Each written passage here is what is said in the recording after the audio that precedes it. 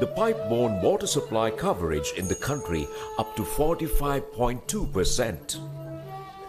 Through the 348 large and medium-scale water supply schemes across all 9 provinces in the island, servicing a total of 2.3 million domestic connections. Further, 191,000 connections are commercial, industrial, and institutional. Meanwhile, the basic sanitation coverage in the country is 94%, and the National Water Supply and Drainage Board has introduced a national policy on sanitation and a sanitation master plan to guide the relevant authorities to achieve the sanitation goals of the country. Thus, based on the Sustainable Development Goals, the board aims to achieve the total sanitation coverage of the country by the year 2030. Building drinking water infrastructure is one of the most challenging and complex undertakings.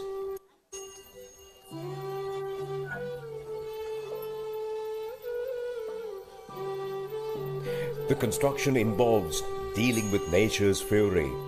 There's floods, landslides, and all sorts of natural disasters. Also, laying distribution pipes along public roads is an extremely difficult exercise, managing public inconvenience and safety concerns, which aggravates during the rainy season. This requires relentless fight against nature and the ever-increasing natural disasters. We, the NWSDB, on an average provides 20 to 30 tons of pure drinking water to your doorstep. One can imagine the complexity when you compare to other services which delivers a signal, pulse, or electrons.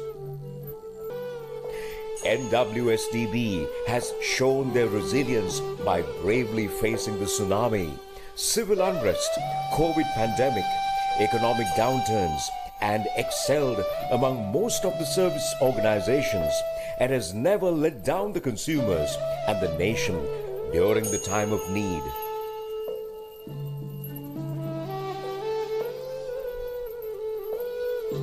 The NWSDB treats the consumer as the king. All these achievements are even without price hikes over the last decades. The NWSDB has now changed a new leaf to face the current and contemporary challenges posed by global phenomena, global warming, global economic meltdowns, rising production costs, and pandemic, etc.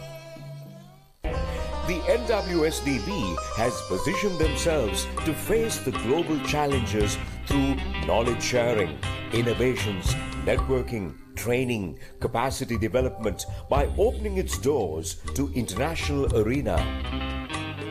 The NWSDB is building a gateway to international knowledge hub through repositioning and rebranding itself as SEWA's Center of Excellence for Water and Sanitation, which will epitomize Center for Quality, Center for Knowledge, Center for Innovation, and aspire to become the regional knowledge hub in water and sanitation.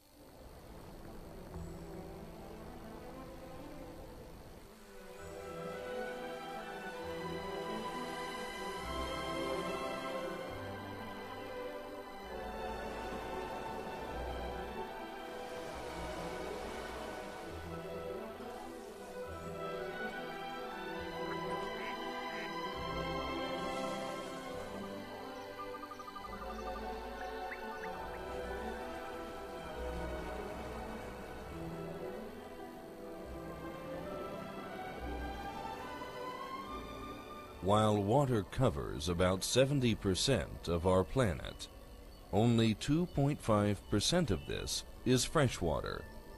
However, most of this fresh water is trapped in ice and permanent snow cover. Less than 1% is readily available for our use. And 97% of this 1% is groundwater. So, let's have a closer look at our planet and find out where this limited amount of accessible fresh water is to be found.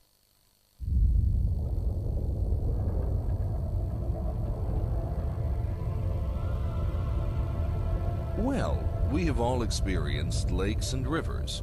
These contain a lot of water, that we know.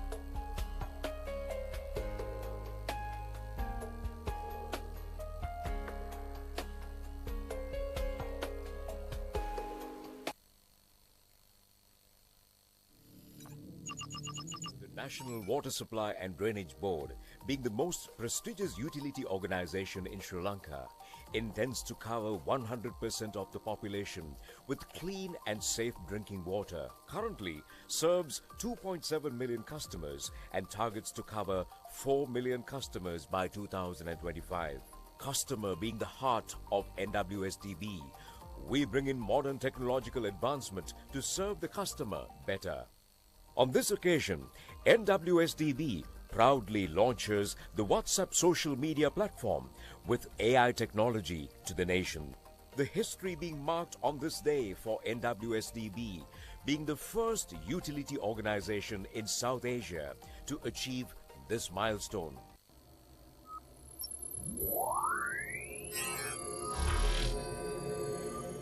Simple steps to connect with us. Add our WhatsApp number 011-2044-800 to your phone. Say hi. Select the preferred language to communicate. Select customer type. Select the required service.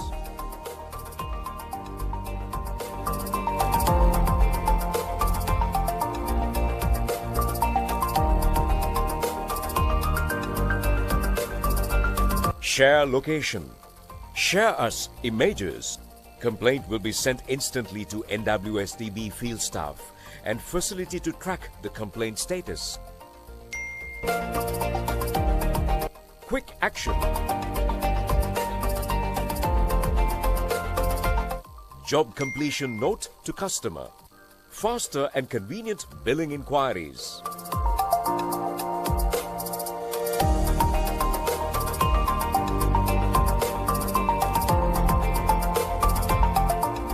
Instant bill checking and online secured payment facilities. Online new connection application and many more facilities.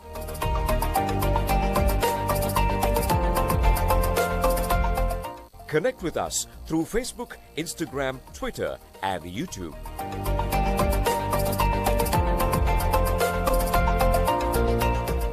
NWSDB, the most prestigious utility organization in Sri Lanka, through technology and service excellence.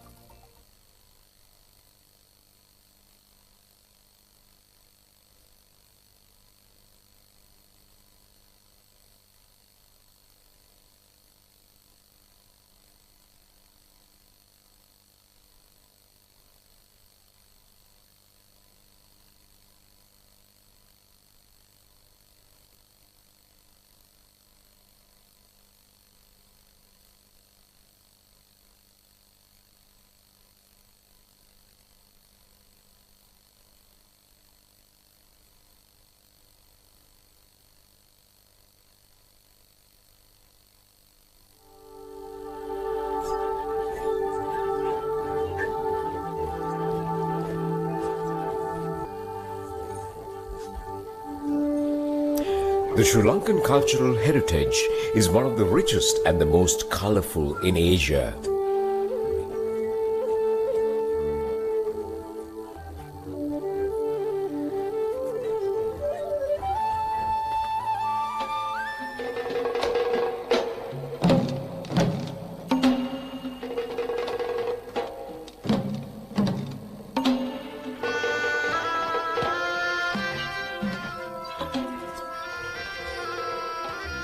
It is a culture enriched by 4 ethnic groups: the Sinhalese, the Tamils, and the Muslims, and the Burghers; by 4 of the main religions: Buddhism, Hinduism, Christianity, and Islam.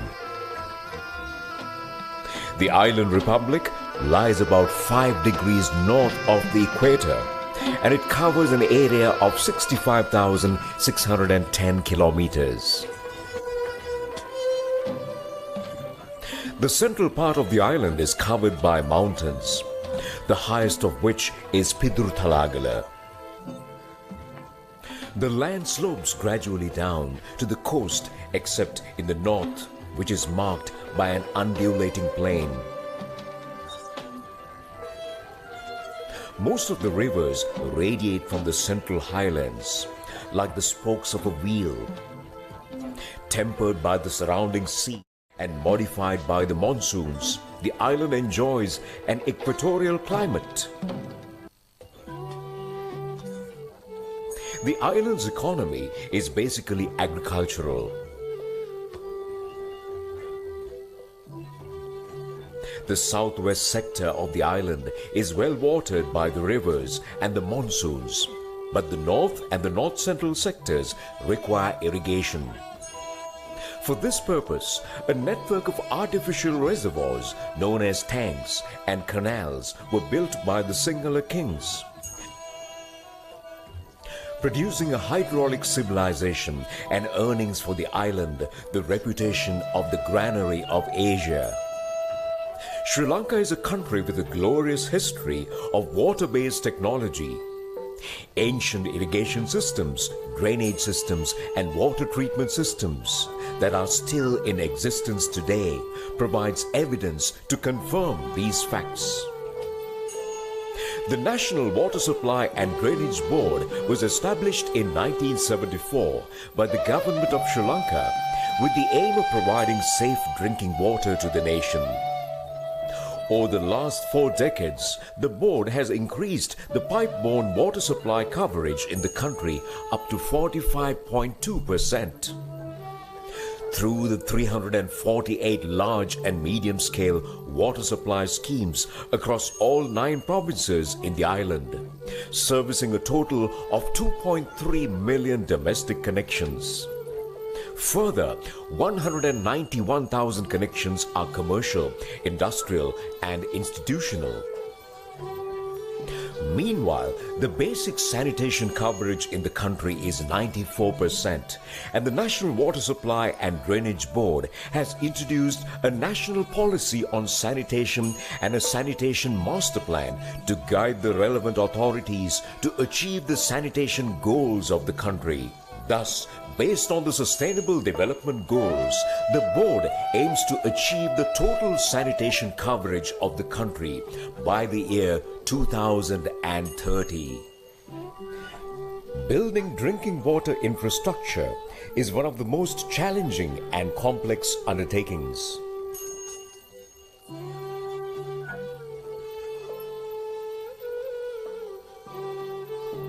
The construction involves dealing with nature's fury, such as floods, landslides, and all sorts of natural disasters. Also, laying distribution pipes along public roads is an extremely difficult exercise, managing public inconvenience and safety concerns, which aggravates during the rainy season. This requires relentless fight against nature and the ever-increasing natural disasters. We, the NWSDB, on an average provides 20 to 30 tons of pure drinking water to your doorstep. One can imagine the complexity when you compare to other services which delivers a signal, pulse, or electrons. NWSDB has shown their resilience by bravely facing the tsunami, civil unrest, COVID pandemic, economic downturns, and excelled among most of the service organizations, and has never let down the consumers and the nation during the time of need. Good morning, ladies and gentlemen. We'll be starting the inauguration ceremony of the International Water Conference Sri Lanka 2023 in another few minutes, to be exact, sharp at 9:30. If you have your subordinates, your colleagues, outside the main auditorium, please do pass the message to them that we'll be starting the proceedings sharp at 9:30. Thank you.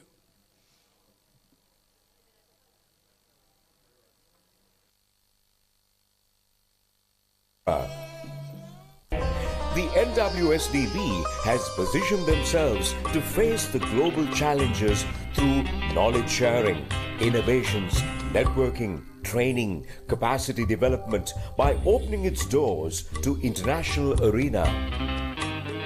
The NWSDB is building a gateway to international knowledge hub through repositioning and rebranding itself as SEVAS, Center of Excellence for Water and Sanitation, which will epitomize Center for Quality, Center for Knowledge, Center for Innovation, and aspire to become the regional knowledge hub in water and sanitation.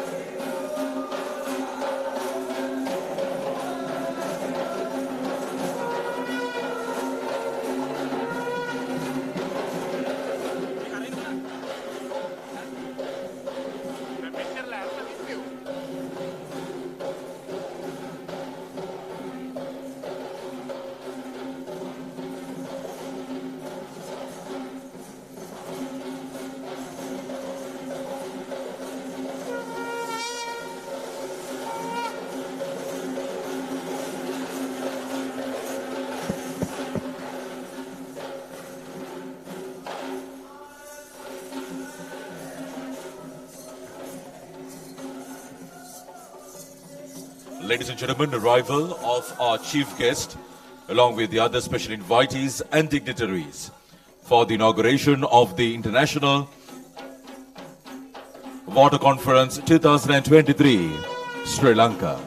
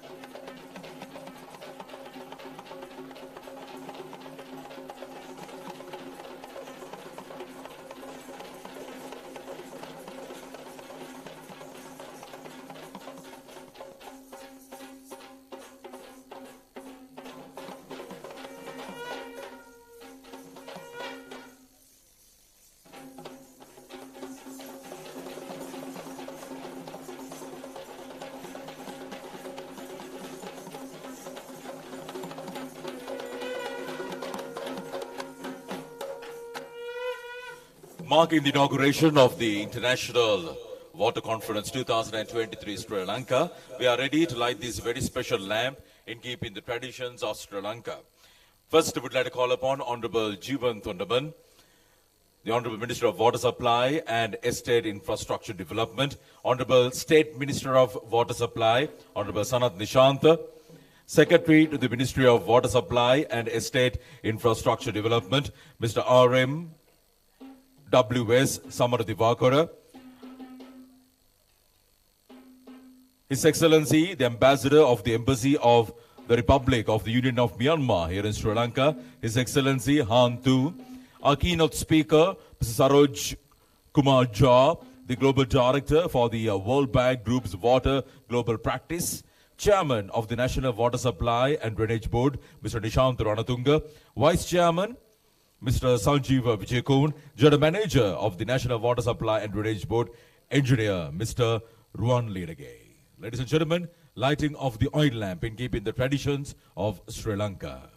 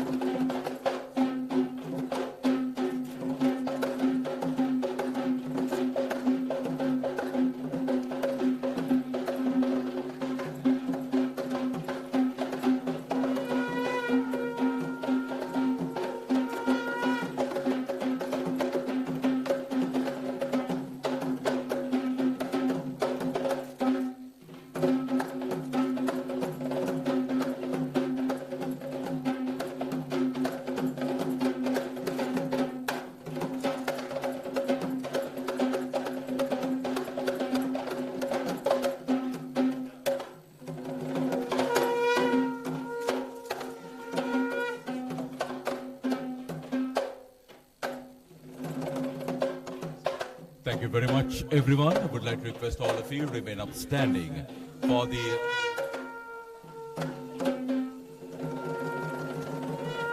national anthem of Sri Lanka.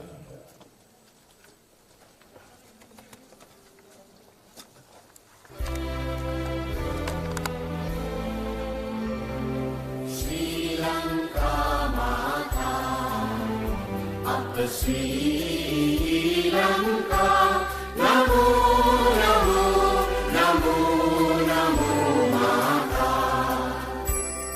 Sundara Siri Barini, Surani Ati Somamana Lanka. Ranya Dhalaya Netaman Palaturu Piri Jaya Bhuniya Ranya. Siri Setta Sadhana Jeevanaye Mahata Dirikanu Mena Appabhakti Puja Namo Namo Mahata Appa Sri Lanka Namo Namo Namo Namo Mahata Uppavi Appavi Obamaya Appasatya Obave Appashanti Appahad Tulabhanti Oba Appaloke Appade Anuprani Oba Appajeevanave Appamuktiya Obave Jeevan Demini Nitila Appa Kubudu Karan Mata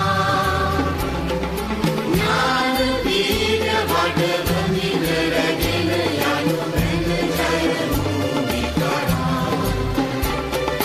Vikramavata Dedaru Kalabalina Yamu Yamu Vinopama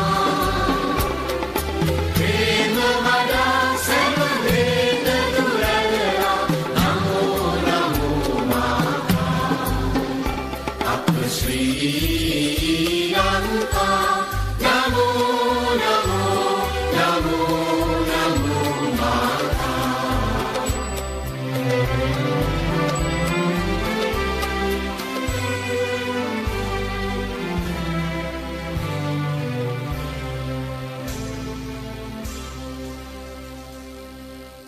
Thank you very much, everyone. Please be seated.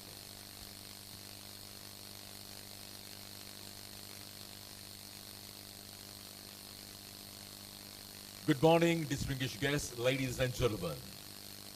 Welcome to the inauguration of the International Water Conference Sri Lanka 2023, proudly presented and hosted by the National Water Supply and Drainage Board under the timely theme, Accelerating Change to Solve Water and Sanitation Crisis. This conference, ladies and gentlemen, would serve as a platform for the collective action, bringing together experts and stakeholders from so many other regions here in Sri Lanka to address one of the most pressing issues of our time. Let us embark on this journey of collaboration, innovation, and accelerated change as we work towards sustainable solution for a better water-secure future.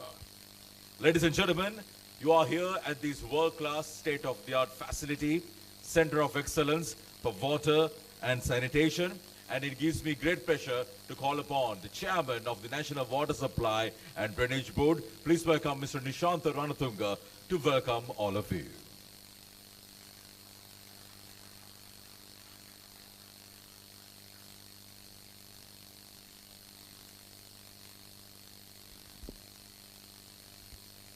Good morning. Honorable Jeevan Kundaman, Minister of Water Supply and Estate Infrastructure Development. Honorable Sanath Nishantha, State Minister of Water Supply. Mr. R.M.W. Samaradivakara, Secretary to the Ministry of Water Supply and Infrastructure, Estate Infrastructure Development, and the other officials from the ministry, Excellencies, and the representative from the diplomatic missions, Mr. Saroj Kumar Jha, our keynote speaker, donor agencies and their representatives, delegates, national organizations, Vice Chairman and the Board of Directors of NWSDA, General Manager, former General Managers, and present and former staff of NWSDEB, representatives from all relevant line agencies and ministries, all other distinguished guests, ladies and gentlemen. It gives me a great pleasure in welcoming you all warmly to the International Water Conference organized by National Water Supply and Drainage Board under the guidance of Ministry of Water Supply and Estate Infrastructure Development. I'm honored to be here addressing you as a chairman of the National Water Supply and Drainage Board on the occasion of IWC 2023 Sri Lanka, which expects to connect the intellectual community all over the country as well as the world over. IWC 2023 Sri Lanka is aimed at bringing together the water sector professionals, foreign delegates, international organizations, government officials and media with the objective of providing insight into research, latest trends in the best practice and cutting-edge technologies. I am confident that the proceedings will impact much knowledge in this regard among the participants. The outcome of this conference will be vital to uplift the water and sanitation sectors and ensure the operational sustainability and advancement of the Seva Center.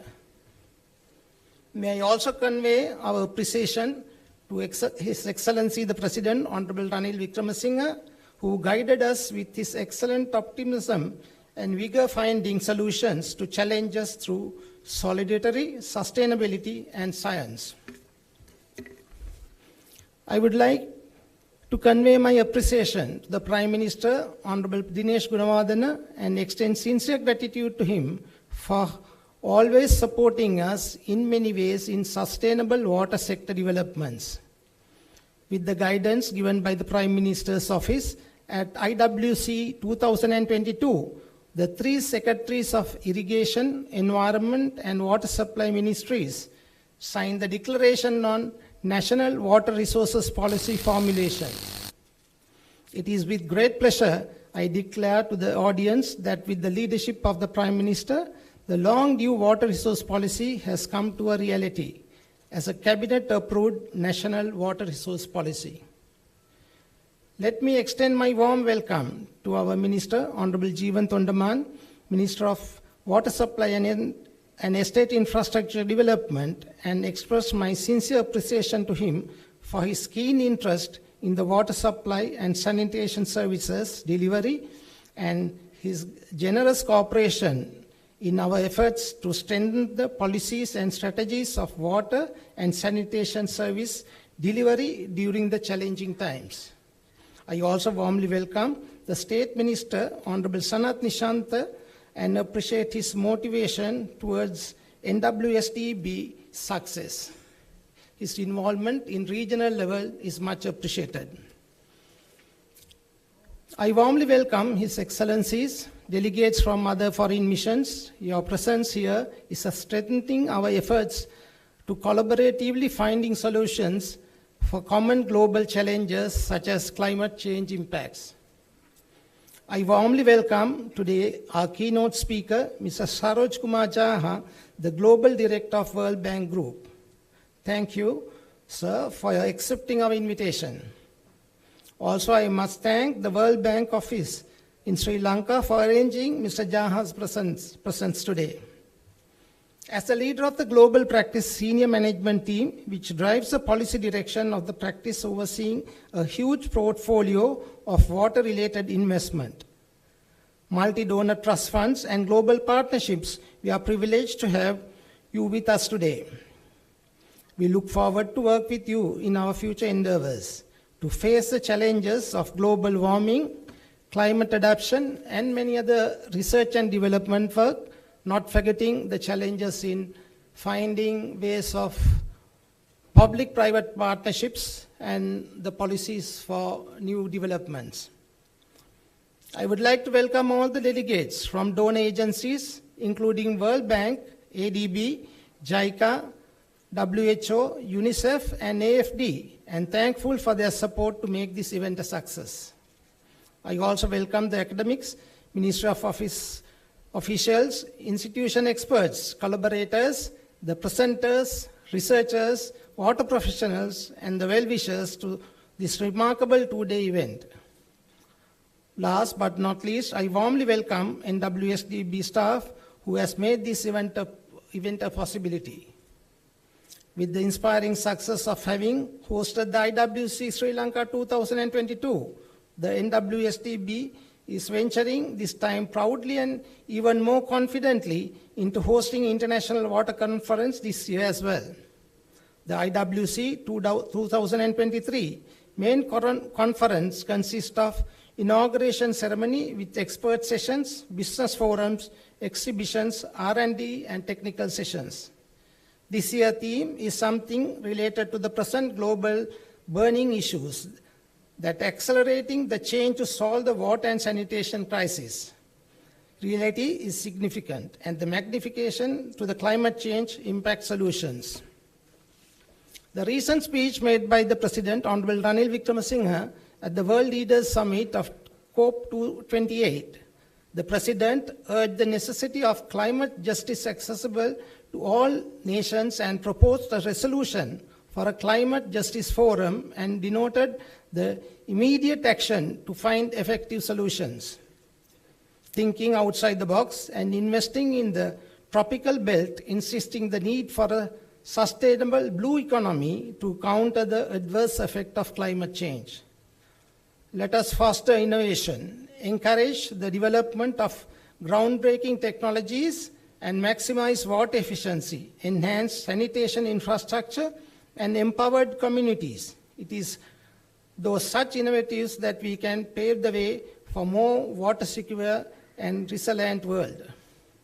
Let us join the conference not only being inspired, but also committed to noticeable action. Together, let us accelerate the change needed to solve the water and sanitation crisis, ensuring a brighter and more sustainable future for all.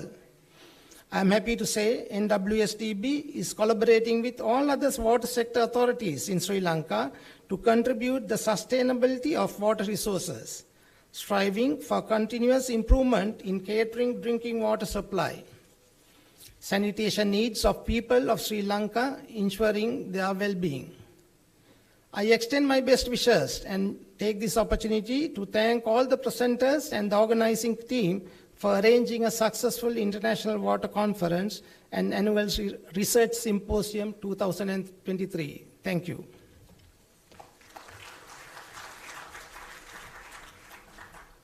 Thank you very much, Chairman of the National Water Supply and Drainage Board, Mr. Nishantha Ranatunga, welcoming all of you.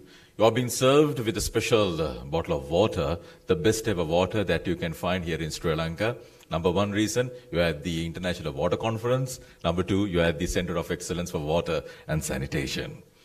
Next, ladies and gentlemen, to make the opening remarks, gives me great pleasure to invite Secretary to the Ministry of Water Supply and Estate Infrastructure Development. Please welcome Mr. R.M.W.S. Samaradivakara.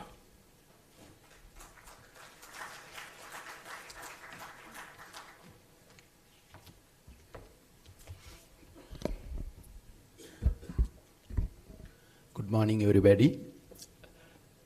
Honorable Jeevan Thondaman, Minister of the Water Supply and Estate Infrastructure Development, Honorable Sanath Nishantha, State Minister of Water Supply, the Global Director of World Bank, Mr. Saroj Kumar, and Excellencies and distinguished guests who are representing various countries, and representatives from donor agencies, World Bank, ADB, and Chinese Academy of Science,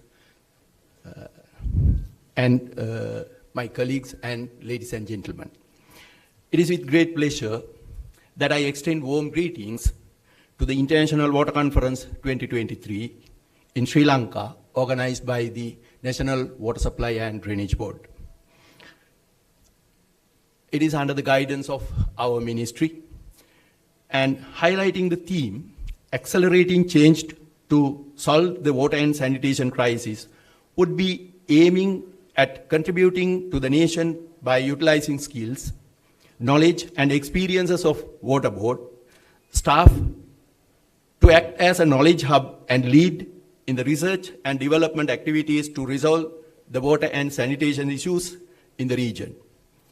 The IWC Sri Lanka 2022, which was executed successfully, brought together a lot of knowledge sharing, networking, research, development, and expert sessions, business forums, research and development technical sessions, and the exhibition with financial, logistics, support as well as expert assistance from major partners on the local and global levels. I hope that this year's conference too will provide an opportunity to creating forum for the exchange of information on the concepts, technologies, working dialogues, and experiences for improving coordination on solving water and sanitation crisis-related issues and discussing climate change and climate resilience. I firmly believe that we should have strong emphasis on more novel, durable, and cost-effective research activities on water and sanitation-related issues faced by the industry. So let me offer my warm congratulations on the Research Symposium for furtherance of research activities, which is one of the key events of the conference, and wish all the success to the International Water Conference. Moreover, I would like to believe that knowledge and experience exchanged locally and internationally through the International Water Conference will be useful for future projects and programs of the National Water Supply and Drainage Board.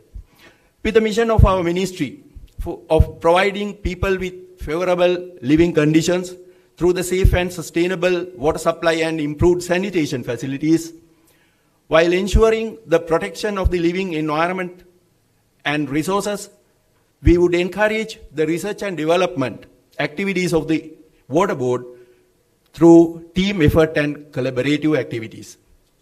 I hope that SEWAS, this institution, will bring out opportunities for collaboration, partnership, and opportunity, new technology, sustainable for the water industry in Sri Lanka, and I congratulate the Water Board for the establishment of this facility, which will be a useful investment to the betterment of the health of humanity and sustainable ecosystems around us. I wish to acknowledge the extensive work carried out by the officials of the Water Board, together with all stakeholders and supporters, to shed new light on ways and means to increase cooperation on water, sanitation, and climate change-related issues. I believe that the knowledge shared at the symposium planned for this conference will undoubtedly enhance the educational experiences of this conference for all participants. I wish the deliberation of the conference to be very fruitful and rewarding, and will achieve a successful outcome for the improvement of the water and sanitation sector in Sri Lanka. Thank you very much.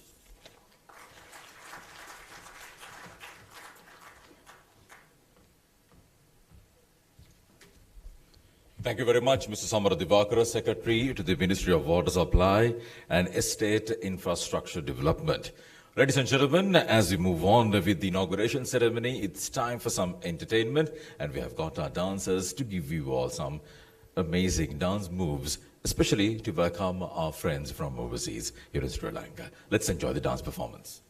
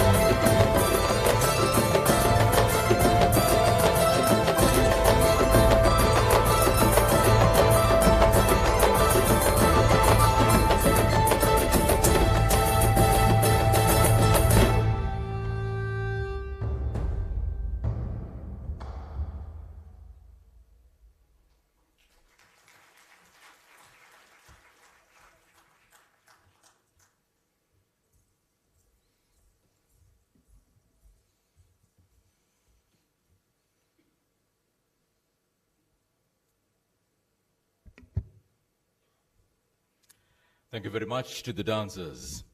Ladies and gentlemen, the International Water Conference 2023, Sri Lanka, will create the ideal platform so that everyone can engage in meaningful discussions, exchanging innovative ideas and fostering collaborations, especially that will not only accelerate the change process, but also create the ideal opportunity for everyone else in the future, especially everyone will have access to safe and adequate water and sanitation facilities.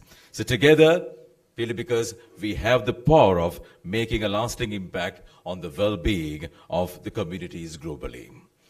Next, to address the inauguration ceremony, it gives us great pleasure to call upon, ladies and gentlemen, please welcome the Honorable State Minister of Water Supply, Honorable Sanath Nishantha.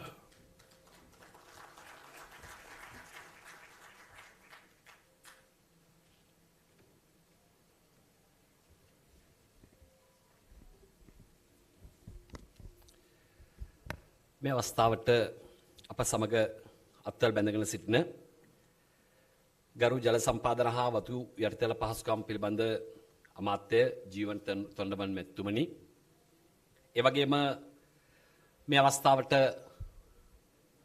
දෙවන්ත දායකත්වයක් ලබා දුණු අපේ අමාත්‍යාංශ ලේකම්තුමා සමර දිවාකර මැතිතුමා, ඒ වගේම තානාපති කාර්යාලය තානාපතිවරුන් නියෝජනය කරමින් මේ අවස්ථාවට අප සමග අත්වැල් බැඳගෙන සිටින සියලුම තානාපති කාර්යාලය නියෝජනය කරන නිලධාරීන්, ඒ වගේම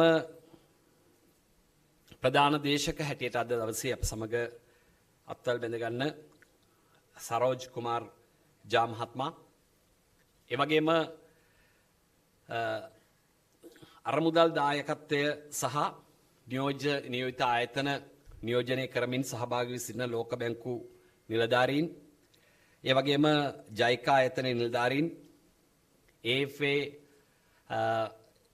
AFD ආයතනයේ සියලුම නිලධාරීන්, ඒ වගේම මේ අවස්ථාවට අප සමග අත්වැල් බැඳ ගන්න චීන විද්‍යා ඇකඩමියේ මහාචාර්ය UN සොන්වෙයි මෙතුමා, ඒ වගේම අනෙකුත් සියලුම සම්භාවනීය අමුත්තන්, ඒ වගේම මෙම භාරදූරේ කාර්ය සංවිධානය කිරීම සඳහා කැපවුණු මහන්සි වුණු අපේ ජල සම්පාදන හා ජල අපහන මණ්ඩලයේ ගරු සභාපතිතුමා, නියෝජ්‍ය සභාපතිතුමා, ප්‍රමුඛ අධ්‍යක්ෂ මණ්ඩලය, ඒ වගේම අපේ සාමාන්‍ය අධිකාරිතුමා ප්‍රමුඛ අනෙකුත් සියලුම නිලධාරීන්, මේ අවස්ථාවට සහභාගී වී සිටින ආදරණීය ඔබ තමුන්නාන්සේලා සියලු දෙනාගෙන්ම අවසර පතනවා. අපි ඇත්තරම අද දවසේ මෙවැනි සම්මන්ත්‍රණයක්, මෙවැනි සමුළුවක් සංවිධානය කරන්න ප්‍රධානම හේතුව හැටියට අයි බලාපොරොත්තු වෙන්නේ අපි ජාතික වශයෙන් වගේම ජාත්‍යන්තර වශයෙන් මේ පානීය ජල අවශ්‍යතාවය සම්පූර්ණ කිරීමේදී ඒ සඳහා තියෙන අත්දැකීම් අපේ තියෙන අත්දැකීම් අනෙකුත් රටවල් වල නියෝජිතයන් සමග බෙදා ගන්නවා වගේම ඒ රටවල ඔවුන්ගේ තියෙන අත්දැකීම් අප සමග හුවමාරු කරගන්න එක ප්‍රධාන අරමුණක් හැටියට අපි කල්පනා කරනවා. අතරම අපි 2022 වසරේත් මේ වගේම ඉතාමත්ම සාර්ථක සමුළුවක් සංවිධානය කෙරුවා. ඒ සඳහා ජල සම්පාදන හා ජල අපහන මණ්ඩලය ඒ වගේ අපේ අමාත්‍යාංශ නිලධාරීන් දෙවන්ත කැපකිරීමක් කෙරුවා. මෙවර අපේ සමුළුවේ තේමා පාඨය හැටියට ජලය සහ සනීප ආරක්ෂක අර්බුද විසඳීම සඳහා කඩිනම් ක්‍රියාමාර්ග යනුවෙන් අපි නම් කරගෙන තියෙනවා. ඒ නිසා මේ සඳහා විවිධ වෘත්තිකයින්, දේශීය විදේශීය නියෝජිතයින්, ජාත්‍යන්තර සංවිධාන, ඒ වගේම රාජ්‍ය නිලධාරීන්, මාධ්‍ය ආයතන ඔබ තමුන්නාන්සේලා සියලු දෙනා මේ කටයුත්තට ඒකරාශීන් පිළිබඳව ඔබ තමුන්නාන්සේලාගේ දායකත්වයේ මේ අපේ කටයුත්තට ලබා දීම පිළිබඳව හදවතින්ම ස්තුතිය පුද කරනවා වගේම හදවතින්ම අපි සතුටු වෙනවා මේ වගේ ඉතාමත්ම සාර්ථක වැඩක් සංවිධානය කර ගැනීමට හැකියවීම පිළිබඳව. ඇත්තරම අපේ ගරු ඇමතුමා නම් බලාපොරොත්තු වෙන අතිගරු ජනාධිපතිතුමාව ගමෙත්වාවත් මේ සඳහා එක රාශී කරගන්න. මේ වසර අවසානයේ එක පැත්තකින් අයවැය මේ තියෙන තත්ත්වයක් එක්ක මේ දෙපළ අපිට සහභාගී කරගන්න බැරි වුණා. ඔවුන් අපිට සුබ පැතුවා මේ කටයුත්ත වෙනුවෙන්. ඒ වගේම මේ සැසිය අද සහ හෙට කියන දින දෙක තුල පැවැත්වෙනවා. ඒ සඳහා ඔබ තමුන්නාසලා සක්‍රීය දායකත්වය ලබා දෙමින් අපි රටක් හැටියට රට ඉතාමත්ම අපහසු වෙලාවක යනකොට එක පැත්තකින් COVID-19 වසංගතයත් එක්ක ලෝකයේම ආර්ථික වශයෙන් කඩා වැටිච්ච වෙලාවක අනෙක් පැත්තෙන් ලෝකාර්ථික අර්බුදයක් නිර්මාණය වෙලා ලෝකයේ රටවල් අතරේ ප්‍රධාන රටවල් අතරේ දැවැන්ත යුද්ධයක් යන වෙලාවක අපි මේ ලෝකයේ ඇතුලේ තියෙන පුංචි රටක් හැටියට ඒ ප්‍රශ්න ගැටලු සියල්ල තුල අපි හෙම්බත් වෙලා ඉන්න වෙලාව. අපේ රට ඇතුලේ යම් යම් අර්බුදකාරී තත්ත්වයන් නිර්මාණය වෙලා හිටපු අතිගරු ජනාධිපතිතුමා වෙනස් වෙලා හිටපු අග්‍රාමාත්‍යතුමා වෙනස් වෙලා ඒ වෙනුවට නම කණ්ඩායමක්පත් වෙලා මේ යන ගමනේදී විවිධ ආර්ථික අපහසුතා ගැටලු ප්‍රශ්න මැද්දේ යනකොට අපිට ජාත්‍යන්තර වශයෙන් ඔබ තමුන්නාන්සේලාගේ සහයෝගය අපිට ඉතාමත්ම වැදගත් වෙනවා මේ වෙලාවේදී. ඒ වගේම අපේ අමාත්‍යාංශයක් හැටියට එක පැත්තකින් ගරු ඇමතුමා අමාත්‍යාංශ ලේකම්තුමා මේක අපේ සහෝදර ආයතන හැටියට ජල සම්පාදන හා ජලාපවහන මණ්ඩලය ප්‍රජා ජල දෙපාර්තමේන්තුව ජල සම්පත් මණ්ඩලය අපි එකට ඒක රාශි වෙලා මේ අභියෝගයේ ජයග්‍රහණය කරන්නේ කොහොමද කියන කාරණේ ආර්ථික වශයෙන් පසුබෑමකට ලක් වෙලා තියෙන වෙලාවක ජනතාවට පානීය ජලය අපිට නොදී ඉන්න පුළුවන් කමක් නැහැ. අපි එක පැත්තකින් සතුටු වෙනවා රට තුල දේශපාලන වශයෙන් මොන අර්බුදය ආවත් මෙහි සියලුම නිලධාරීන් අමාත්‍යාංශ ලේකම්තුමාගේ ඉඳලා ඉතාමත්ම පල්ලෙහා ඉන්න නිලධාරියා වෙනකම් සියලු දෙනා එක රැණක් විදියට ඉඳලා ජනතාවගේ පානීය ජල අවස්ථාවය සම්පූර්ණ කිරීම සඳහා දැවැන්ත කැපකිරීමක් කෙරුවා. ඔබ මොන දේශපාලන මතය දරුවත් ඔබේ මතය මොනවා වුණා. හැබැයි මේ ජනතාවගේ පානීය ජල අවස්ථාව සම්පූර්ණ කිරීම අපි එක මොහොතකටවත් අඩපණ වෙන්න දුන්නේ නැහැ. ඒ පිළිබඳ අපි හදවතින්ම ස්තුතිය පුද කරන අපේ සියලු දෙනාට. මේ වෙලාවේදී මේ ජාත්‍යන්තර වශයෙන් ලෝකේම කණ්ඩායම අපිට එකතු වෙච්ච වෙලාවේදී මේන් විපුල ඵල නෙලා ගනිමුයි කියන යෝජනාව කරමින් අපි තුල ජල සම්පාදන හා ජලාපවහන මණ්ඩලයේ හැටියට ඔබ තමුන්නාන්සලා තියෙන අත්දැකීම් ඊ타මත්ම පල්ලෙහැ මට්ටමේ තියෙන කුඩාම ප්‍රජා ජල දෙපාර්තමේන්තුවේ ලියාපදිංචි වෙච්ච ගමක කෙනෙක් හොයාගත්ත කුඩා අත්දැකීමක් පවා එක ජාත්‍යන්තර වශයෙන් බෙදා ගන්න පුළුවන් වෙලාව නිසා මේ සමුළුවට හදවතින්ම සුබ පතමින් මේ සඳහා නායකත්වය ලබා දෙන මගේ ඇමතුමා ජීවන් තොණ්ඩමන් මැතිතුමා ඒ නිවැරදි එතුමා ලබා දෙන නිවැරදි නායකත්වය පිළිබඳව හදවතින්ම ස්තුතිය පුද කරමි. ඔබට සහ අපේ රටේ ඉතාමත්ම වාසනාවන්ත සුබ අනාගතයක් ප්‍රාර්ථනා කරමින් මා නිහඬ රඹොමත් ස්තුතියි.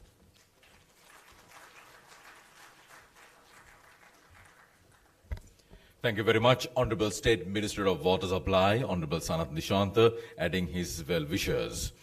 Next, ladies and gentlemen, would like to call upon the leader behind all these initiatives. As you're aware, the International Water Conference 2023, Sri Lanka, been organized by the National Water Supply and Drainage Board under the guidance rendered by none other than the Honorable Minister of Water Supply and Estate Infrastructure Development. And now it's our pleasure in inviting him to address all of you. Please welcome Honorable Jeevan Thondaman.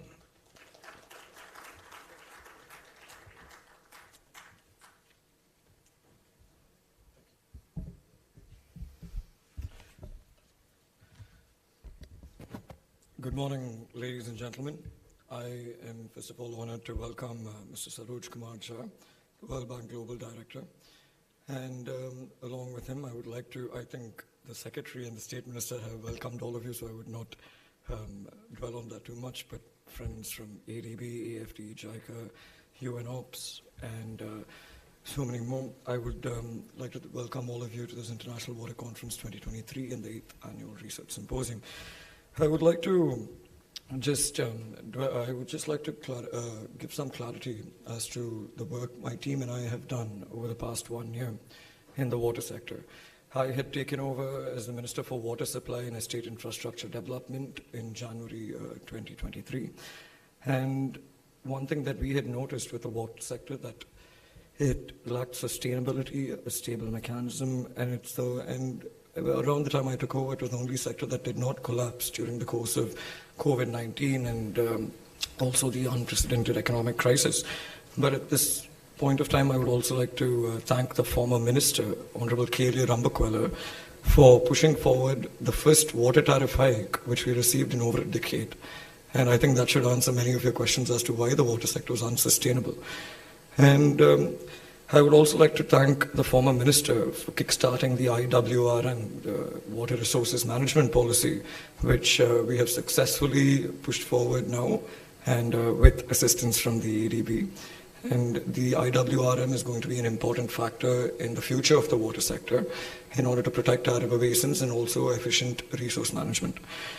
With relation to the ADB-assisted reforms, I must say that these reforms are reforms well overdue and reforms which we could not even think of earlier. We always believe in the fact that adversity creates opportunity, and we used this particular adversity which we came across as an opportunity to bring about reforms which haven't been done in nearly half a century. If I can just go into specifics without going into detail, in fact, we have kickstarted the climate change resilience roadmap for the water sector, and we will follow that up with all other sectors in the future. And along with that, water safety plans are being put in place, and it will also be implemented. The IWRM, which I mentioned earlier, right now is with the ownership is with the Prime Minister's office, and it brings together all different departments from irrigation to the water ministry and other stakeholders such as provincial councils and local governments in order to streamline the efficient management of water. Along with that, the most important factor which I have to say is the water tariff formula. Earlier, as I mentioned, in over a decade, we did not have a water tariff increase, and the Water Board, to its credit, they have constantly requested for a water tariff revision. But unfortunately, due to lack of political will and conviction, we have never received that water tariff revision, which has led us to this unsustainable model which we are running through the Water Board. However, now I think along with assistance from the Asian Development Bank, I have to thank my good friend Mr. Pedro, good to see him in person, along with the leadership of Mr. Dhaka, who have helped us and continue to help us in coming up with this formula. And however, once this formula comes in place, we are looking at how we would be able to bring in a periodical revision as opposed to a lack of stable mechanism. And also, we are looking at how we can bring in an annual revision with the option of a biannual review in order to streamline the Water Board's finances and also to ease their operations.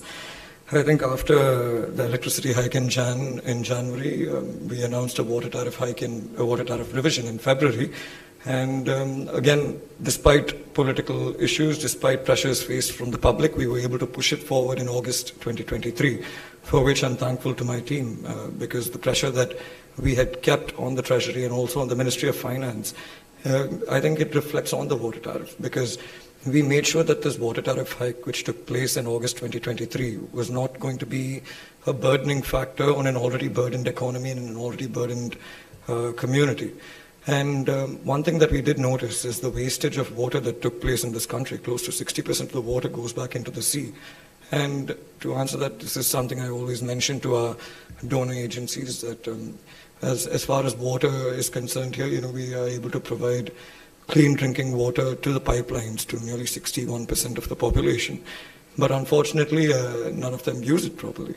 As the 61%, especially in the urban sector, clean drinking water which is being provided to the pipelines goes more into farming and gardening and washing their vehicles and other miscellaneous usages.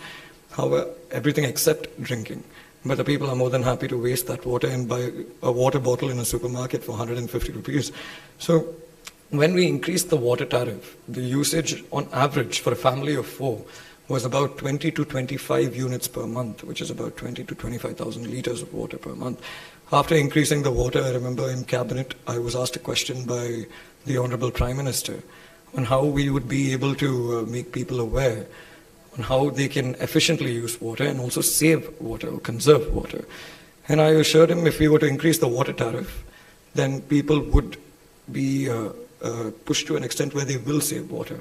And like I assured the Prime Minister, the yearly average from 20 to 25 units has dropped down to 13.5 units a month. And this is simply because of water conservation and efficient usage. However, once the formula is introduced in January, we are hoping for more stability towards the water board and the water sector, which would also enable us to increase our connections and increase our revenue, which would enable us to also bring in private sector participation in this regard.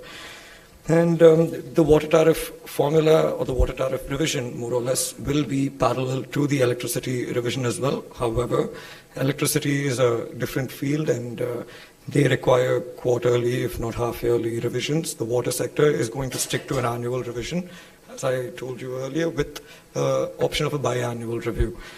Also, one factor that must be taken into account is in this water tariff revision that we had done, we were able to protect, because our priority was to protect the marginalized communities and vulnerable groups. And apart from that, also to protect hospitals, educational institutions, and also charitable institutions, which we were able to successfully do.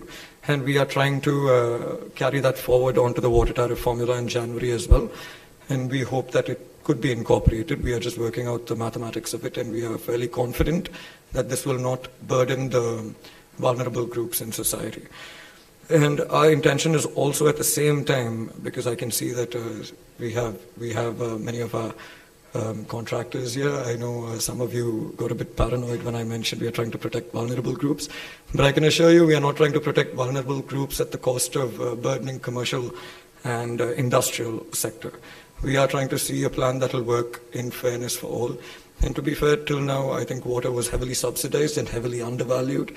So we must bite the bullet and pay the price right now in order to achieve financial stability later on, which will be beneficial for all stakeholders concerned. We are also working towards an equitable formula which will reflect our costs while being cognizant of our debt as well. And we are not just increasing our tariff and burdening the public. We have also taken certain measures within the water board, cost-cutting mechanisms. And in relation to cost-cutting measures, we have plans to optimize our human resource. Our employee strength was at 12,000 earlier. Again, rough numbers, roughly about 12,000 earlier. We were able to bring it down to 8,300 just by, we stopped recruiting. And optimal level is 6,500. However, our intention is not to reduce our workforce or remove our workforce, but rather to efficiently use them, where we would be able to upskill them and where we would be able to use them for, as the water sector or the water industry evolves. We are also bringing in external recruitment for specific fields such as administration, IT, and with the technical know-how. So the water sector in that sense have been expanding, and I would like to thank the unions, all 54 unions in the water board, because they have been very accommodating and they have made sure that no such issues have come to the water sector as they understand the importance of it. And along with that, we are looking at reducing our NRW roughly for the water board. I believe it's at a rough 25 to 26%. And in order to reduce our NRW, we are looking at how we would be able to prevent repair leakages, increasing connections through enhanced private sector participation, thus managing operational expenses while increasing our revenue and our connections. We are also trying to see how we can adapt technology into our sector by the introduction of a smart water meter system, which would effectively help us in our bid to digitalize and move forward in HR optimization as well and data collection. So right now, in terms of renewable energy, that is also another mechanism that we are looking at as a cost-cutting measure, because right now only about 2% of our plants and stations are covered by renewable energy. And in Sri Lanka, when we say renewable energy, all this while it has been strictly exclusive only to solar. But however, under His Excellency, the President Ranil Wickremesinghe's vision, we have been able to explore other alternatives as well. Now, in relation to our plants, which are operating at 2% out of which 2% are operating only with solar, the remaining have been quite a burden on the water board itself, we are looking at close to 15 billion per annum on energy costs, which can be cut down. And in order to cut it down, we are planning to embark on an ambitious project, along with the support of our donor agencies, private sector, and government stakeholders. We are looking at transforming Sri Lanka's water sector energy usage from 2024. We will begin to raise 8.57 billion rupees, again through the various stakeholders that I had mentioned, in order to increase our renewable energy usage or solar energy usage to at least 50%. And we are trying to achieve this prior to 2027, if not 2030. So we do have a short-term and a mid-term plan. Long-term would be to allow the water sector to be completely reliant on renewable energy as opposed to being heavily dependent on electricity. And apart from that, we are looking at the union of private sector participation and renewable energy to lead to sustainability. And in terms of Sustainable Development Goal number 6, I think right now, with all the global issues that are going on, I don't think it's just Sri Lanka that is struggling to meet this deadline. However, that doesn't mean we can give up. We're still trying our level best, and we are coming up with a roadmap on how we can achieve it. For example, we are trying to give more importance to the rural and the estate sector, which have been quite neglected all this while. Now, I represent the estate sector community in terms of constituency and my parliamentary status. And one thing that we have noticed is that as far as the estate community, they refuse to accept clean drinking water as opposed to drinking, untreated raw water, which is present in the estates, simply because they have been drinking the same water for hundreds of years and they feel nothing is wrong. But the proof is in the pudding. If you're looking at their children, the highest rates of malnutrition are in the estate sector, highest rates of stunted growth are in the estate sector, highest rates of CKD is also in the estate and the rural sector. So clearly there is an issue, and it is not just the water, but water is an important component, which leads to those issues, which is why we have embarked on working on a new model on how we would be able to bring in the regional plantation companies as well in order to provide clean drinking water to this particular community, and also to create awareness on the importance of drinking treated water. So I believe we will be able to roll that out from February onwards. And with the rural community, we have, till now we have taken a policy that we are urban first. It's always been top bottom. In reality, it should be bottom top, because we have been taking water from the sources. Now, even I believe the compere before me, he had mentioned, this is the best water you can have, the water bottle. Right? So if you look at that water bottle, there's something I always mention the chairman. I can see him giving me the stink eye right now. But if you were to look at the water bottle, it says it's sourced from Hantana Estate. I'm sorry to say that people in Hantana Estate don't have clean drinking water, but you have water bottles from there. So this is just an example. At the end of the day, we need to see how we would be able to cater to all communities. There is no harm in taking water from the source and providing it to the urban sector, but at the same time, people who are, who are surrounding that source, they need to be given priority. So we will be taking a shift in our policy, especially with our community water department as well. 2024, they have a big task ahead of them. Mr. Herath, I hope he's here. Yes, I can see him there. So Mr. Herath, he's been given a very important and strenuous task next year because I think to achieve SDG 6, community water is going to play a key role in this. And apart from that, our desalination project in Jaffna, Talayadi, I believe that though the costs have tripled, we are trying to see if we can bring in, we are exploring options, and I think we're well ahead on that, where we are right now bringing in a renewable energy component which would reduce the costs by 1.5x. So along with that, I think those are learning curves, where when we bring in new projects, I think we do need to look at an attached renewable energy component as well. I'm sorry if I'm taking too much time, but I just think certain things need to be clarified on this stage. And other than that, I would also like to say that I saved the best for last, because I have to thank Mr. Ranatunga, because WASIP, along with World Bank, have created a tremendous change in the rural sector and the estate sector. However, there is an issue of sustainability, and we are exploring options on how we would be able to talk to, say, the regional plantation companies or private stakeholders on operating and managing these projects. And 2024 looks to be a positive year for us. especially after the debt restructuring, for which we are thankful to His Excellency the President.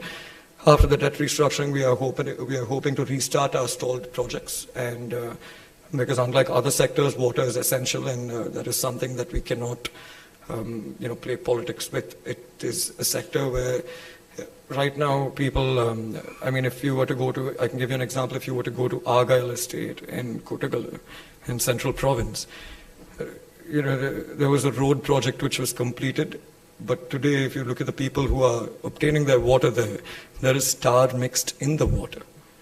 And apart from that, you look at Norelia General Hospital, there were traces of E. coli. And when issues like this are there, we are providing water to 61% of the population, though at the end of the day, there are municipal councils and various other stakeholders who are, or community-based organizations who are providing water on a more devolved level. One thing that we must take responsibility for as the Ministry of Water Supply, along with the help of the Water Board, is to empower characters within the water sector with quality control. Because right now, quality control in Sri Lanka is quite poor, and that is an area which needs to be explored as well. Apart from that, I think, lastly, we are working on social awareness programs as well. Mainly, rainwater harvesting. While coming outside, I noticed there's a poster of King Parakramabahu who had mentioned not a single drop of rainwater should be wasted without it benefiting humankind. Unfortunately, in Sri Lanka, all drops of rainwater are being wasted. So we need a rainwater harvesting program, and that is something we are working with all agencies on, and also certain ambassadors. And hopefully we'll be able to roll that out early next year as well. And apart from that, in terms of sanitation, we are working on, we are putting more emphasis on menstrual hygiene amongst children. We are trying to introduce MHM units in schools and child development centers and other areas. And lastly, I think we are working also on awareness on personal and community hygiene. I would just like to end my speech by saying when I had requested for this particular ministry, it was simply because I had seen firsthand how not having clean drinking water can affect communities who are well below the poverty line. And unfortunately, after taking this ministry, I have realized to an extent on how sustainability matters. Because right now, because of our lack of sustainability, so many people who are supposed to get clean drinking water are not receiving it. And we are working day in and day out in order to ensure the water board is sustainable, community water department can be empowered, and also the water resources board is capable of collecting its data, simply because we feel it will all lead us to SDG 6, and that is our intention as well. I must thank at this point of time the Ministry Secretary, the State Minister, the Chairman of the Water Board, Mr. Herat from Community Water, the Water Resources Board, Mr. Jalia, and everyone concerned, especially my advisor, Mr. Aditya Vikramasinghe, who is leading our public-private partnership models. And at the same time, I would also like to take this opportunity to thank the former GM of the Water Board, who was the first female GM who got appointed in the Water Board after my tenure, and she has retired now. And I would like to take this time to thank her as well, because due recognition has not been given to her in that sense. So thank you, ma'am, for supporting us throughout and for being a good guide to me, at least. And I would also like to thank the current GM, Mr. Ruan Lianagi, who's right there. And I would like to thank all the sponsors for this event. I'm very happy to say that we have not burdened the taxpayer with this event. And once again, thank you everyone for coming, and I hope you have a productive session for the next 2 days. Thank you.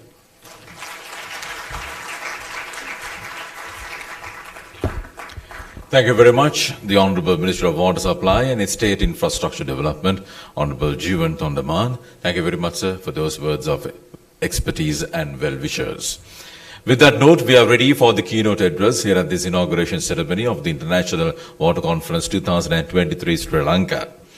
Mr. Saroj Kumar Jha is the Global Director for the World Bank Group's Water Global Practice. In his current assignment, Mr. John leads the Global Practice Senior Management Team, which drives the policy direction of the practices, oversees a portfolio of $27 billion in water-related investments, analytical work, multi-dollar trust funds, and global partnerships. Mr. Jha believes that solving the water crisis is central to the future of humanity on a livable planet, and this needs global collective action to establish water security as a key pillar in the national climate and development plans. Under Mr. John's leadership, the water practice is accelerating global and country-level water action agenda for green, resilient, and inclusive growth, creating good jobs, and to tackle the water-climate conflict nexus in the shared river basins around the world. Ladies and gentlemen, he joined the World Bank in the year 2005 as a senior infrastructure specialist in Sustainable Development Network, after working for the Government of India in the Indian Administrative Service and United Nations agencies as a senior executive with the field of public sector management, infrastructure financing, natural resources management, natural disaster prevention, and environmental sustainability. Ladies and gentlemen, please welcome our keynote speaker. We present to you Mr. Saroj Kumar Jha.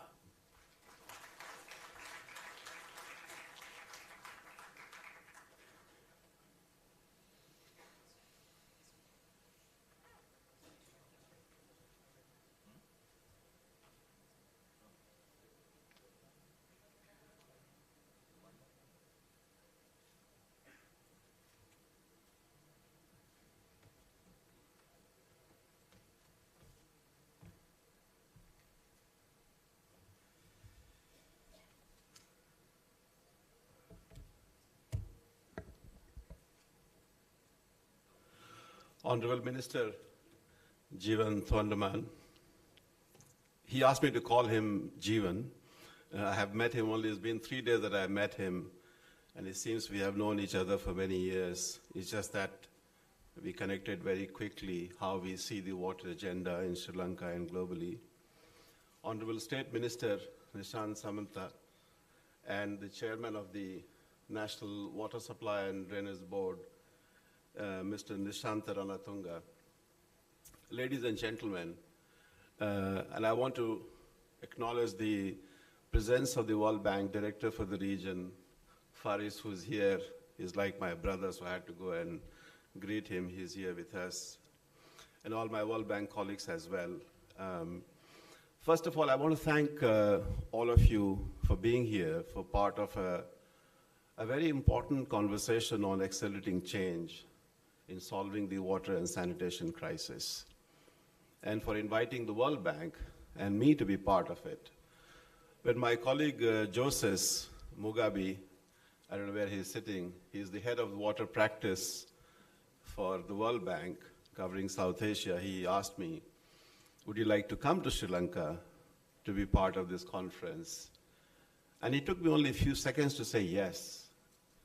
And the reason was that I had always heard so much about Sri Lanka. Growing up in India, in rural areas, we always looked at Sri Lanka's beauty, culture, diversity. Diversity per square kilometer, if you have to look at it globally, this is the most diverse country in the world, in every sense of the term. And I think that's why when this opportunity came, I couldn't say no. It's very important that you invited the World Bank to be part of this very important theme, accelerating change. And I think change is the word which I will speak to it during my keynote address. Because in my new role, as I travel around the world, I counted yesterday, in 1 year I have traveled more than 27 or 28 countries in the world, developing and emerging countries from Latin America to Africa to Asia.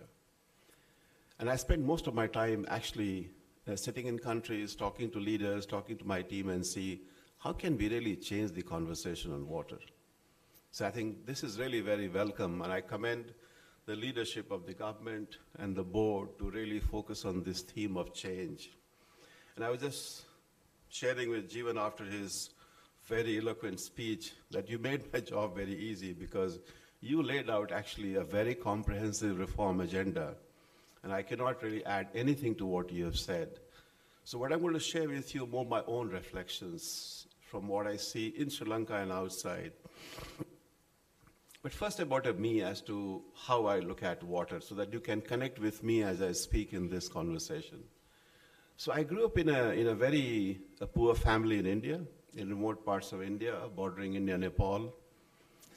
And I still remember my mother will wake up very, very early morning, 3 a.m., 4 a.m., to go and bring water so that we 4 siblings in the family will have water for us to take shower and go to school.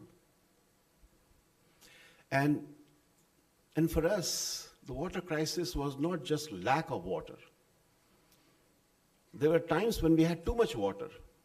We were surrounded by water and we just couldn't do anything, couldn't go anywhere. Floods. And there were times when there was no water. You had to walk longer to get water. And there were times when the water was so polluted, even if you had water. So too much water, too little water, and too polluted water. And I'll talk about this later, how the water crisis is unfolding globally. But not many people see that. It's coming, it's there. But this is how I see when I talk about water. But the reality, although things have changed, but the reality today is, Mr. Minister, that even today there are billions of people, at least 2 billion of people. This is not number, this is a human being behind this 2 billion, each of them being human lives. They do not have access to clean drinking water. At least 4 billion people who do not have access to safe sanitation. So we live in a world today where you have a huge, what I would call, water crisis, and in the context of this conference, a water and sanitation crisis. The lack of access to safe drinking water, which is managed safely, safe sanitation, is still, people do not have it in many parts of the world. And I'll come to Sri Lanka based on my reflections. So this is who I am when I talk about water. It is always my mother in my mind. How do we make sure that no mother ever has to walk any distance? People should have water in their homes. That is the mission we are on. And that is how we want to work with all of you, all our partners, to really make this possible in all continents of the region. You know, I've spent the last 4 days, this is my 4th day in Sri Lanka, and I spent this time traveling in different parts of this very beautiful country, and met lots of people, women, children, young people, poor people. They opened their homes for me to see how they were living. And these places I visited were the places where the government is implementing the WASIP program, Water Supply and Sanitation Improvement Project. It's a government program supported by the World Bank. And I was visiting these places, I just said, I visited plantation states, I visited communities, schools, convenience centers. First thing that came to my mind, and I was sharing with Jeevan, the joy on the faces of people, especially women, when they have access to clean water and a toilet in their house. Can you imagine? That basic needs of people, when they are met, it just brings so much happiness and so much joy. And it gives us a sense, all of us in public service, that we still have a huge unfinished development business. And therefore, we got to focus on this.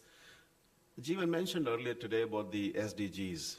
The reality today is that only 15 countries in the world are on track to achieve water SDGs. Most countries are not. So therefore, acceleration as a theme of this conference is also extremely important as we look forward. I must also say that, the World Bank team and I went together, we're visiting these places. The love and affection I saw in the eyes of people, because they saw us who, together with the government team, had made it possible for them to have access to clean drinking water and to have a toilet. And I think that's a tremendous tribute to the team in the government, team in charge of WASIP, people in the ministry, Honorable Minister, you yourself, under your guidance. I think that is what is called development impact. When people really see things happening in their lives and it is changing their lives. And I saw that in my own eyes in talking to just so many people.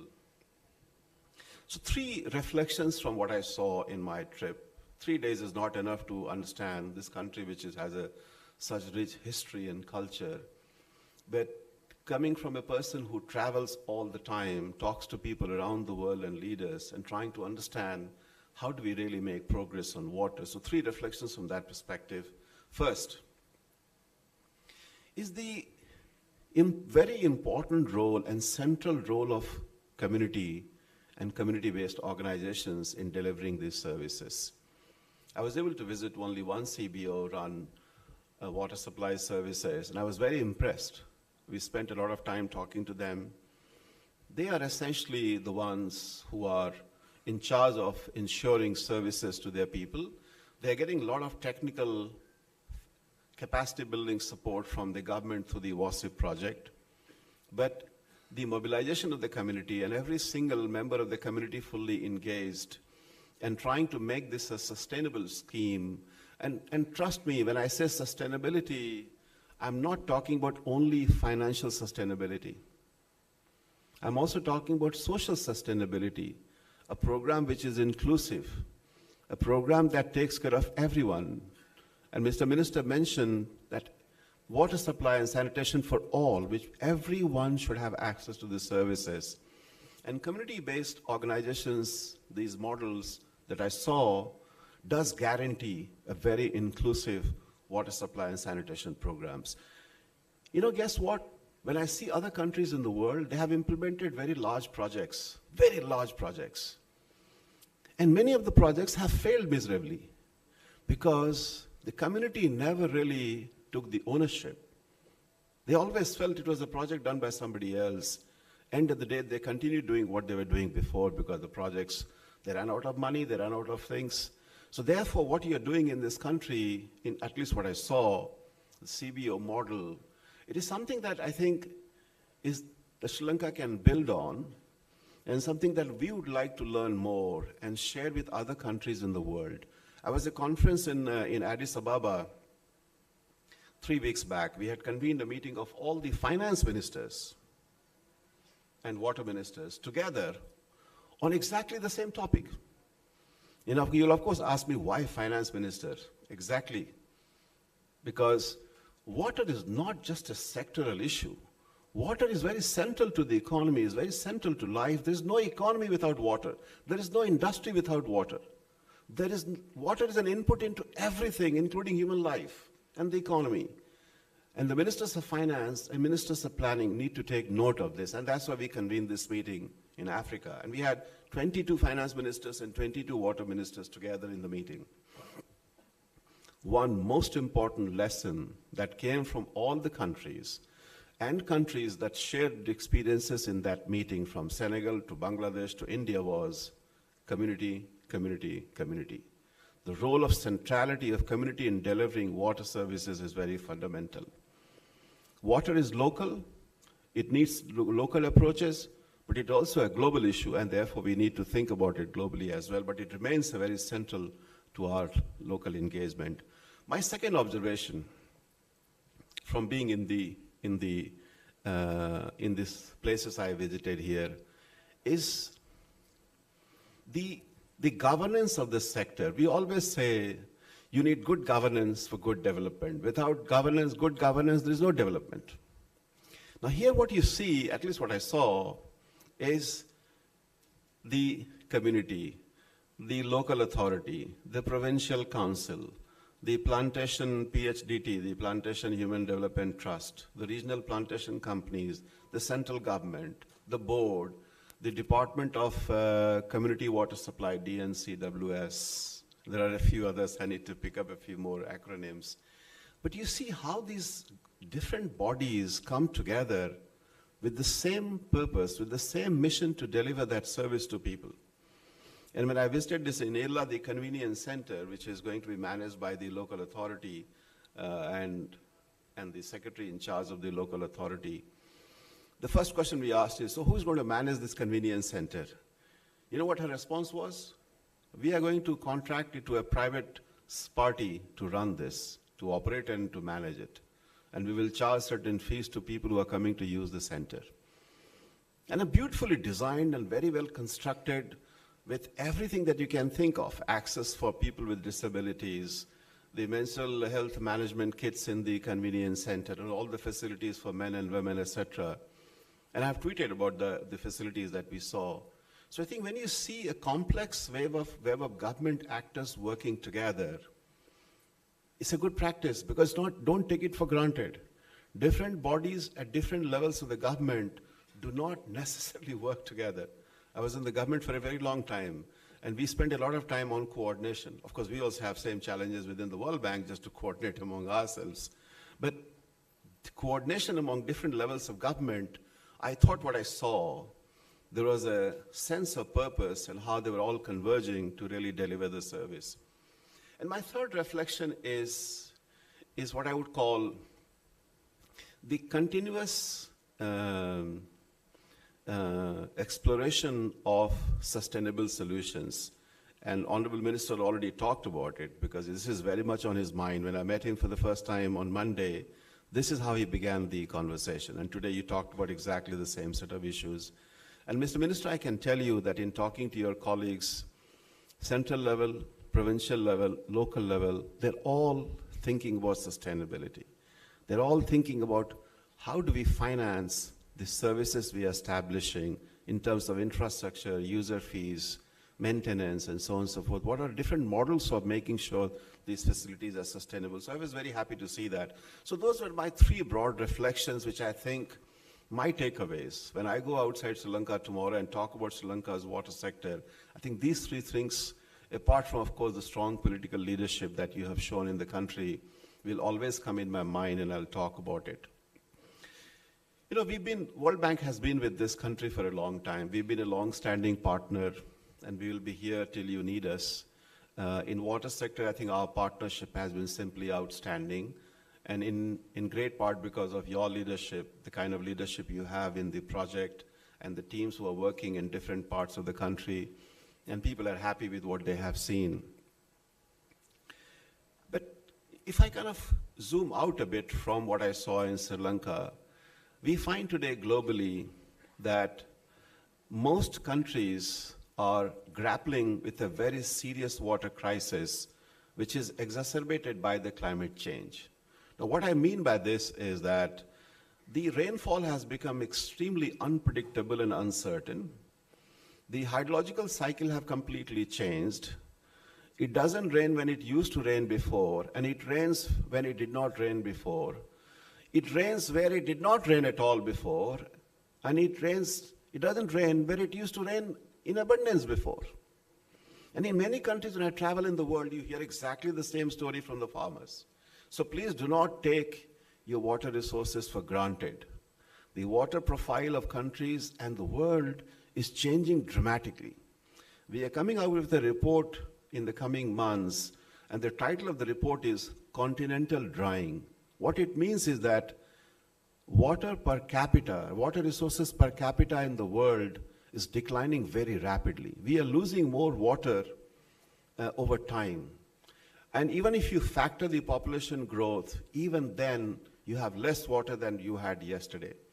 And therefore, of course, we talk more about water being a priority, store more water, because unless you store more water, you cannot deal with the floods and droughts. And given this scale of the problem, the World Bank has made water as one of the 6 global priorities. And our new president, he's kind of helped redefine the vision of the institution, which says a world free of poverty on a livable planet. And it's important to understand how the World Bank looks at the livable planet. And when our president explains what a livable planet is, and according to him it is access to clean water, access to clean energy, access to clean air. In an environment, in a country, in a society which is free from pandemic, free from conflict and fragility. So that's the new vision of the World Bank, which places a very important emphasis on access to water. And therefore, we are going to be doing more with all our partners to make sure that the countries in the world, including Sri Lanka, you have access to more expertise, more capacity, more access to good practices as you embark on accelerating change in Sri Lanka in the work you do. Let me end my keynote with 3 messages going forward, where I see everyone is currently trying to understand what the roadmap for a water-secured country for all looks like. Because most countries in the world are struggling with these issues, from from Ghana to Samoa and every in between, you see how these issues are currently playing out. So first, water is perhaps one of your most strategic resource. And we are seeing now, because of the scientific evidence, by the climate change, the IPCC panels, by various reports, there is much more evidence that climate crisis manifests itself through water crisis. You have floods, you have drought, you have all kinds of extreme events. 9 out of 10 climate-related disasters are water-related disasters. So clearly, there is much more going on right now in our planetary boundary, which is impacted by the climate change. And there is tremendous evidence today that water needs to be looked at as a very strategic resource as part of long-term sustainable development in a country. And this applies to Sri Lanka, it applies to everybody. A basic understanding of how much water do I have now, how much water I'll have in the next 10 years, 15 years, 30 years, 40 years, and how much water I will need going forward. A comprehensive understanding of the water resources is planning, is development, monitoring, allocation, efficiency, monitoring its use, including groundwater, I forgot to mention, is extremely important. You know, I was in Australia a couple of months back. I went to spend some time with Melbourne Water. You know, Melbourne is a city which has no water. So they rely on desalination and they rely on 100% recycled reuse. Them in 2075, how much water they will need and where that water will come from. And what do they need to do today to make sure that Melbourne is water secure in 27? Water is a very strategic resource. The point I'm trying to make is that as you kind of embark on this change in water sanitation, as you work on the integrated water resource development program that Jeevan mentioned earlier today, I think it does require a comprehensive framework in which water resources, how much you have, its allocation, its utilization, its reuse is going to become extremely important. You know, just a number that you may want to keep in mind. Singapore uses every drop of water 2.4 times minimum. So the water is recycled 2.4 times. US recycles water 0.4 times, which means in every 2 drops of water, only 1 drop is recycled once, not once. Singapore recycles 2.4 times on an average. And these two are very advanced economies. It does tell you that today we are living in a world where water is not given the value that it deserves. People think this is taken for granted. There is going to be water for all the time. Ladies and gentlemen, the answer is no. There are cities and countries we know today they are running out of water. They are counting days to day zero. You know what happened in Cape Town. Cape Town was close to having absolutely no water. All the dams were dry. And they had no water literally. The head of Cape Town Water, who worked there for the last 5 years, has just joined my team. He manages a public-private partnership in water. And he tells me stories how they dealt with this, how the mayor and the governor and the government had to deal with this. Can you imagine a life, a city, a country without water? No. So water is essentially a very fundamental resource. The reason I'm sharing this with you is that it does take everybody in the country's government to really rethink water. My second point is this tension between public and private sector. There was a time when people felt, oh, we are going too much into bringing private sector in water, and water is so basic human right. How can you bring private sector in water? And the other extreme being that everything what should be done by private sector. Look at other sectors of the economy. If they can work there, they can also work here. So we've kind of gone back and forth a couple of times. But the reality is that we need both. We need strong public sector institutions and financing for water, which can then crowd in private expertise, innovation, and capital. This either or will not work. Government cannot just say, oh, I'm not going to be able to do anything, we'll just rely on the private sector to do this. It has not worked anywhere. All OECD countries, the advanced economies, even today, the majority of the financing of the whole water sector comes from government. US, Denmark, Sweden, you name a country. The public sector remains a very important player, not just in terms of regulations, institutions, the policies, but also financing. It remains a very important actor.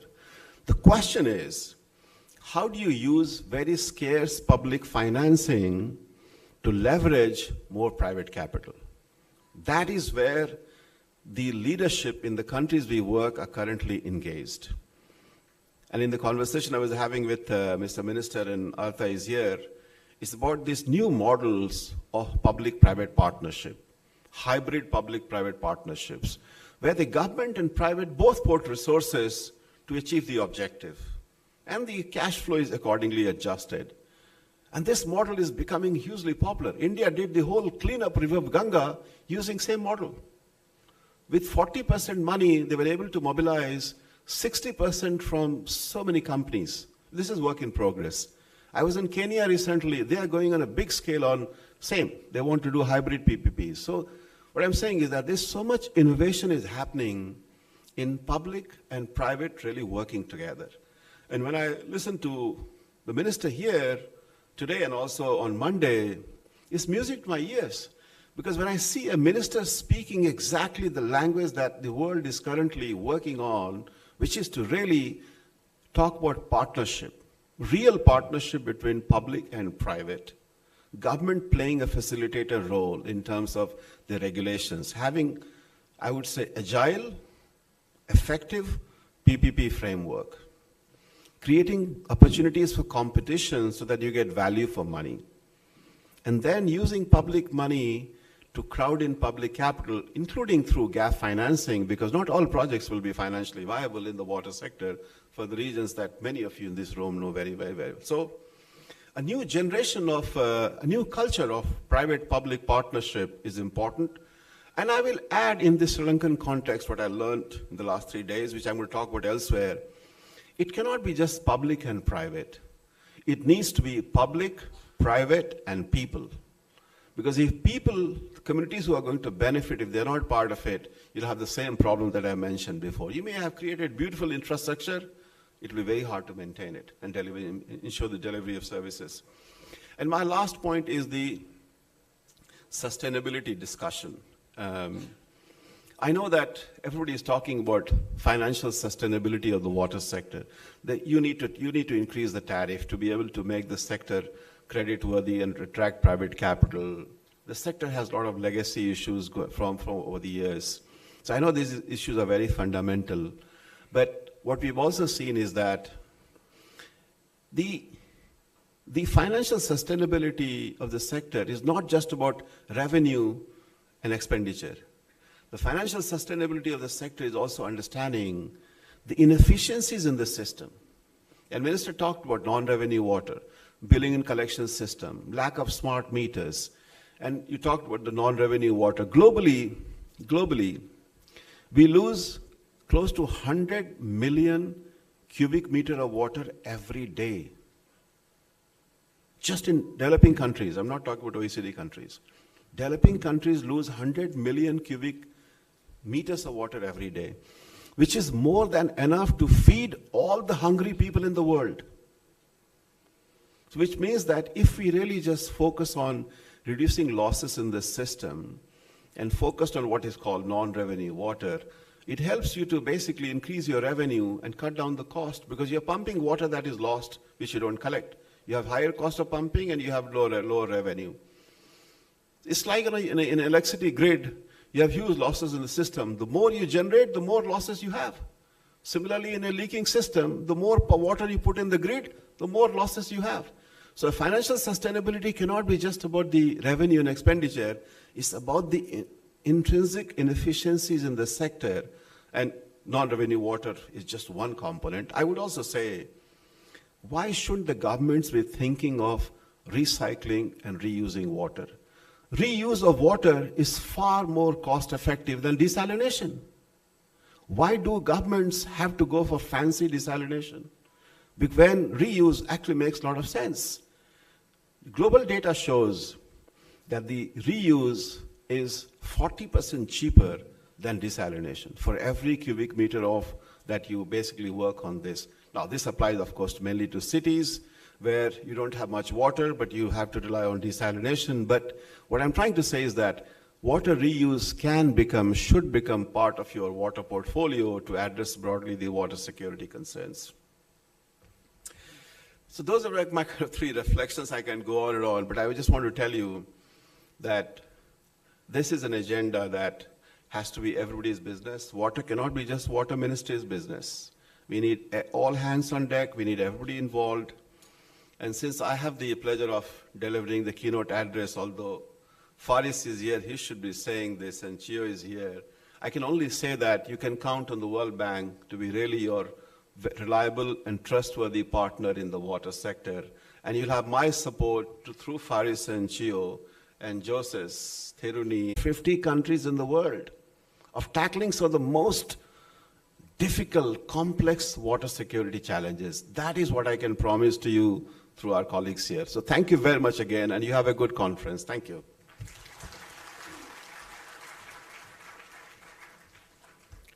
Thank you very much. Our keynote speaker, ladies and gentlemen, the Global Director for Water Global Practice at the World Bank Group, Mrs. Saroj Kumar Jha.